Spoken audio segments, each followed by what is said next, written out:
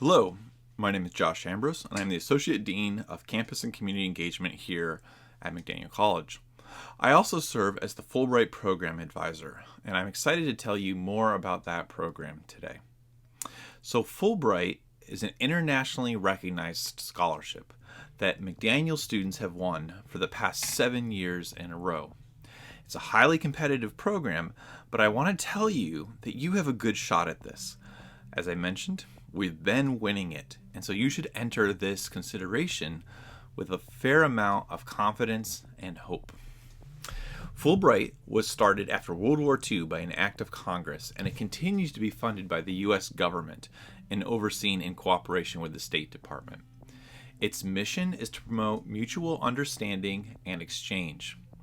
Please make note of that reciprocity. A thorough understanding of that is vital to the success of your application. This isn't just about bringing a well to a village and saving it, nor is it about getting a graduate degree, just being in it for yourself. You are seen in many ways as an ambassador for the United States, tasked with building a bridge of understanding and promoting cooperation for the benefit of the future. Fulbright program is currently allied with over 140 different countries. And if you're anything like me, it can be hard to pick one. But you do have to pick just one. You can't apply to 5 or 10 different countries at once. Instead, you have to choose one program in one country. And speaking of picking one country in one program, I should tell you there are 3 main types of Fulbrights for U.S. citizens to participate in. The first is independent research. And this is where you go overseas and you do study or research in that country on the ground. And to make this really work, you have to line up an affiliate partner in the country that wants to sponsor you and work with you. And that is up to you to find and figure out. The second option is you can do graduate school overseas. And Fulbright currently allies with universities in England, Australia, Taiwan, Israel, Canada, all over the place. And what's unique about this is that you need to apply to the graduate school and to Fulbright simultaneously. The third and most popular option for Fulbright is to do an English teaching assistantship, or an ETA. And this kind of placement can range anywhere from elementary school all the way up through the university level. You'll want to read the country description really closely to get a good sense of where you might be placed. And it's usually paired with a community engagement project. So you end up spending about 20 hours a week in the classroom and another 10 to 20 hours a week out in the community getting involved. Well, if you do get a Fulbright, I should tell you, everything is paid for. Your travel, your room, your board, health insurance, your federal and state student loans go into deferral. You are well taken care of. You're not going to be making oodles of money. We're not talking $40,000, $50,000 a year here or anything, but everything that you want to do will be covered. All right. There are 5 main components of an application that you should be thinking about. The first is you will line up 3 letters of reference where you talk with different faculty members and ideally from different departments, recommending you and kind of fleshing out a picture of who you are as an applicant and why this opportunity would be a good fit for you. The second is an online resume where you talk all about yourself and jobs you've had, different academic things you've done, perhaps places you've studied abroad, all of the standard stuff. The third is a language test, if applicable. You are not required for many countries to be fluent in another language. For example, if you study in England or Canada, congratulations, you're fluent and you're ready to go. But if you want to teach English as another language in France, you also have to be fluent in French. So make sure you read the country descriptions very carefully. The fourth component is that if you are doing independent research, as I mentioned earlier, you have to line up an affiliate partner on the ground, and they need to write a letter where they explain that they are excited to work with you, what kind of project you would do, and why they think it would work. The fifth component, and in many ways the most important, is the heart of the essay, your essays. And there are two of them. You talk about your personal statement, which is all about yourself, why you want to do this work, what you're going to do. And then the statement of grant purpose is all about what is the work you want to do, who do you want to do it with, and why. And you want to be really specific in that. If you're applying for an ETA, this is all about what you would do in the classroom. If you are applying for graduate school, this is all why this graduate school, what faculty do you want to work with, and so forth. And if you are proposing an independent research or study project, this is basically your proposal where you say, here's what you're going to do, here's what sources you're going to consult, so forth and so on. Both of these essays are short. We're talking 1 to 2 pages here, depending on which country you're applying for. And 1 page to 2 pages, like I said, single space, 12-point font.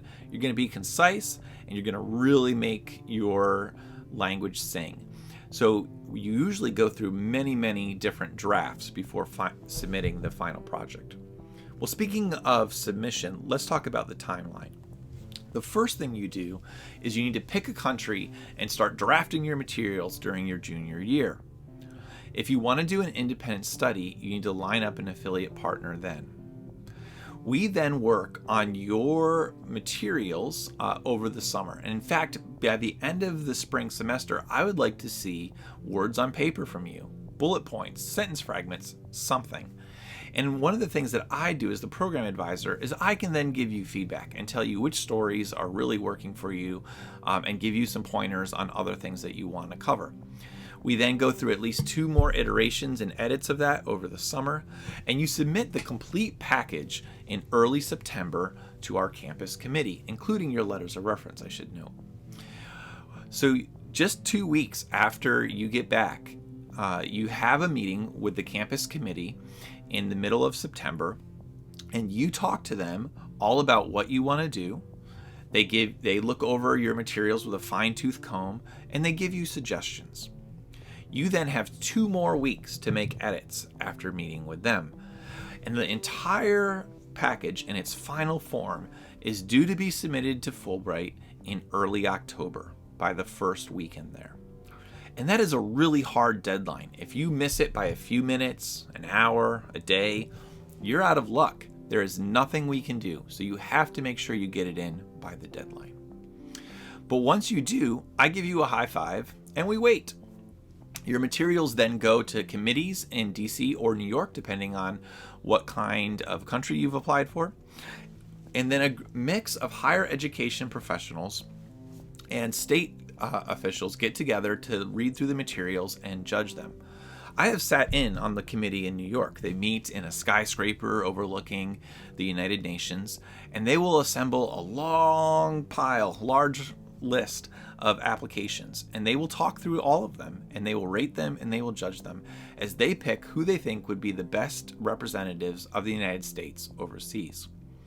We find out the results from that in January, and at that point, it's a hard cut.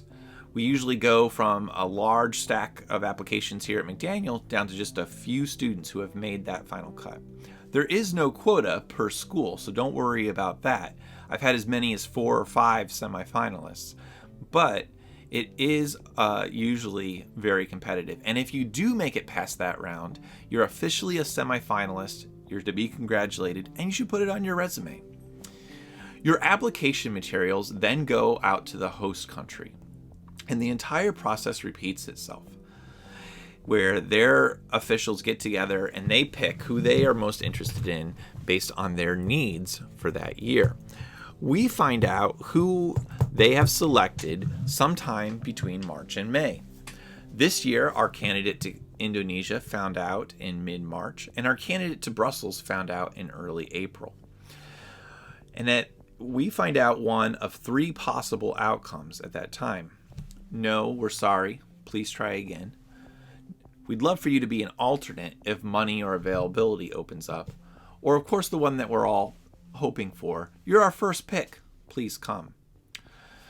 And ironically, after all that waiting, you have to hurry up and decide in a matter of days or weeks. You certainly don't have months. So people ask me all the time, if I'm a semifinalist, should I be applying to graduate school and to jobs? The answer is yes, absolutely. In my dream scenario, you get to the end of your spring semester of your senior year, and you have multiple options on the table, and you can choose which one makes the most sense for you, which one is worth it. Well, is Fulbright worth it? What else can you get out of it? As previously mentioned, it's all paid for, but you're also given preference for government jobs once you get back, which is another perk that you should be aware of. Graduate schools love it. In fact, I've had students accepted to graduate school, then find out they won the Fulbright. And the graduate school says, go do the Fulbright. Graduate school will be waiting for you when you get back. Search committees love it in academia. I've been on them, and I've seen applications rocket right to the top when we see that the candidate has done a Fulbright. And the Fulbright Alumni Network is extensive and robust and has been very helpful for a number of folks. I would even argue that the process itself is worth it. Even if you don't get it, meeting with me, meeting with the campus committee, lining up your letters of reference, these are all writing and editing processes that are 100% valuable for your own career objectives. I think I'm a good case in point for this. I myself was a semifinalist and was not ultimately selected. And I don't regret for a moment the time that I spent. It was incredibly valuable for my own career as I thought about what I wanted to do and what kind of people I might want to talk to help me get there. I should note many people get the Fulbright the second or even the third time they apply, and this has happened for at least one McDaniel student. And as I've indicated in print publications and lots of other places, the Fulbright process is relevant to other programs. I encourage you to look at Marshall, Mitchell, Truman, Rhodes, all the other scholarships and fellowships that you can think of as well. Their deadlines are all similar. Now is the time to be working on them. If you wait until the last minute, it's too late. You ideally should be really diving in during your junior year, and especially the summer before your senior year. I should also note that we may not be able to give you as much advice for some of the other scholarships and fellowships. Fulbright is unique in that the Fulbright Program advisor can see the essays and give a lot of in-depth advice to the applicants. But one of the benefits to doing the Fulbright is that every tip or trick that you learn from the process is relevant to those other applications as well. All right, to wrap us up, I want to share a few general tips for success. You might be thinking, how do I pick a country? I have 5 that I want to go to, 10. Well, I'm happy to share that that's something I can help with. You just write down some ideas of what you're interested in, give me some bullet points, and send them my way, and I will give you feedback. The choice is ultimately yours, both there and in the rest of the process. Whatever edits I suggest are always suggestions, and it's up to you to decide what you want to say and what you want to do. Another thing that you might want to think of as you apply is to look at the statistics. So if you are on the homepage of the Fulbright website and you look in the upper right-hand corner, there's a link there where you can see how many people have applied to which countries over the last few years. Now, I would never recommend that you pick a country simply based on how many people have applied or not applied there, but there is some strategy that you may want to employ as you narrow down your choices. So for example, last year I believe over 110 different people applied for the ETA in France, 10 got it. That means about 1 out of 11 students won that ETA position. However, 8 people applied to the opportunity in Albania, and 2 people got it. That means 1 out of 4 went over to be an ETA in Albania. So if you do the math, you're almost 3 times more likely to win an ETA to Albania than you are to France. And so you might want to factor that into your consideration. One thing that's really vital as you think about which country and which opportunity is be really specific about why. Why that country, why that opportunity? It should go beyond typical tourism and should really be reflective of who you are and your learned interest in that country. So for example, if you wanted to study colonial American archaeology, you probably shouldn't go to London to study that. If you want to dig in the dirt and learn about the history of America, you should probably stay in America. So if you are applying to England, you really want to think about studying something, doing something, proposing something that you could only do there and really benefits both countries. and both society's objective of building a bridge of cultural understanding. So why that country, why that opportunity? Super important. You want to make your essays very story-driven. You want to ground them in anecdotes and examples from your own life. And again, that's somewhere that I, with my own writing background, can be really helpful to help dialogue with you and think about which ones work best. And finally, you want to get as much feedback on your essays as possible. I've never had a last-minute applicant successfully apply, and the more feedback that you can get from faculty and from staff, the stronger your application materials will be. So those are some of my general tips and tricks for success, and everything that I've shared here, as earlier mentioned, applies not just to Fulbright, but to lots of other grants and fellowships and scholarships. So keep this all in mind, and above all else, as always, get ambitious. You are qualified. We've been winning this for the last 7 years in a row. I would love to add your name to the list.